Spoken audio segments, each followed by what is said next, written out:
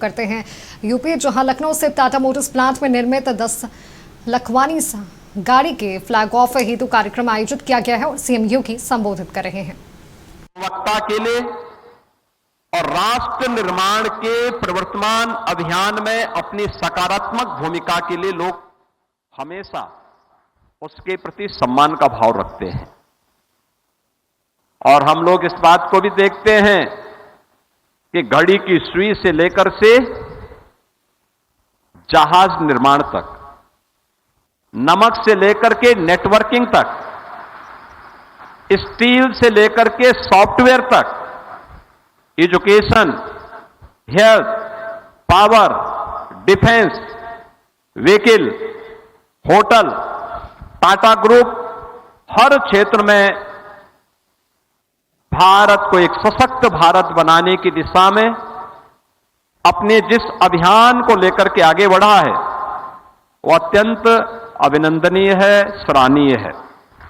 और उत्तर प्रदेश के साथ टाटा ग्रुप की ये साझेदारी सिर्फ निवेश तक सीमित नहीं है, ये केवल एक निवेश तक ही सीमित मात्र नहीं है, ये विश्वास का है, विकास का है और नए भारत के, नए उत्तर प्रदेश की समृद्धि को एक नई ऊंचाई तक पहुंचाने का है। उसे एक नई ऊंचाई प्रदान करने का है। और इसीलिए मैंने कहा कि जो उत्तर प्रदेश के अंदर आज से 8 वर्ष पहले, 9 वर्ष पहले जो कुछ स्थितियां दिखती थी, पहचान का संकट था, चुनौतियां थी, कनेक्टिविटी उतनी अच्छी नहीं थी, और वह हम लोग उस समय देखते थे किस प्रकार की चुनौतियां हम सबके सामने होती थी।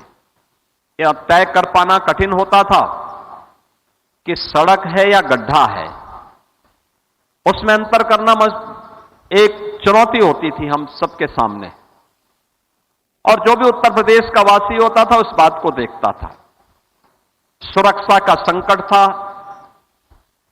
अनेक प्रकार की चुनौतियां भी सामने होती थी, कोई न नियत साफ थी और न कोई नीति थी। परिणाम क्या था? निवेश करने में लोग डरते थे। आज सुरक्षा का माहौल भी है, इंफ्रास्ट्रक्चर का भी एक बेहतरीन मॉडल आज प्रधानमंत्री मोदी जी के नेतृत्व में उत्तर प्रदेश के अंदर देखने को मिलता है। आज बहनों और भाइयों मैं कह सकता हूं कि उत्तर प्रदेश के अंदर भारत के कुल एक्सप्रेस वे का 55% एक्सप्रेस वे उत्तर प्रदेश में है। अभी गंगा एक्सप्रेस वे इसी महीने आदरणीय प्रधानमंत्री जी के कर कमलों से उसका राष्ट्र को समर्पण का भी समारोह होने वाला है। लगभग 600 किलोमीटर का यह एक्सप्रेस वे बनने के बाद एक्सप्रेस वे में उत्तर प्रदेश का योगदान 60% हो जाएगा। 60%। आज इंटर स्टेट कनेक्टिविटी को हम 4 लेन के साथ जोड़ चुके हैं। हर डिस्ट्रिक्ट हेडक्वार्टर को 4 लेन के साथ, तहसील मुख्यालयों को 4 लेन या 2 लेन के साथ और विकास खंड मुख्यालय को भी 2 लेन के साथ जोड़ने का कार्य हम लोग लगभग पूरा कर चुके हैं।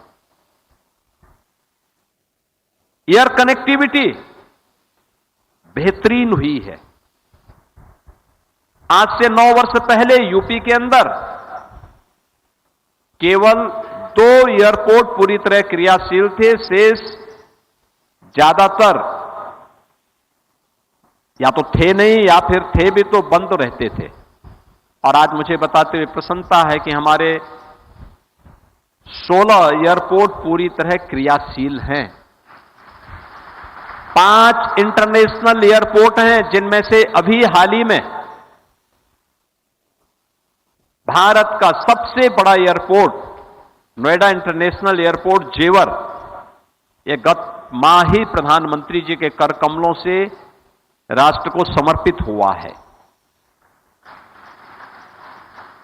यह जो मैन्युफैक्चरिंग है उसके लिए उस प्रकार का इंफ्रास्ट्रक्चर, उस प्रकार की सुरक्षा और उस प्रकार की सुविधा।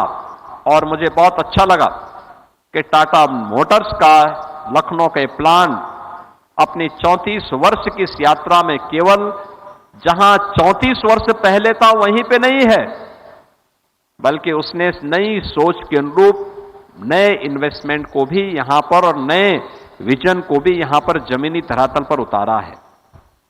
केवल डीजल ही नहीं, डीजल के बाद सीएनजी, सीएनजी के बाद इलेक्ट्रिक व्हीकल। अभी हम लोग जिस इलेक्ट्रिक व्हीकल जो 10 लाखवीं इलेक्ट्रिक व्हीकल में जिसमें हम लोग बैठ करके समारोह में आए हैं, वह एयर इंडिया के लिए उसकी मैन्युफैक्चरिंग हुई है। क्या शानदार बस है।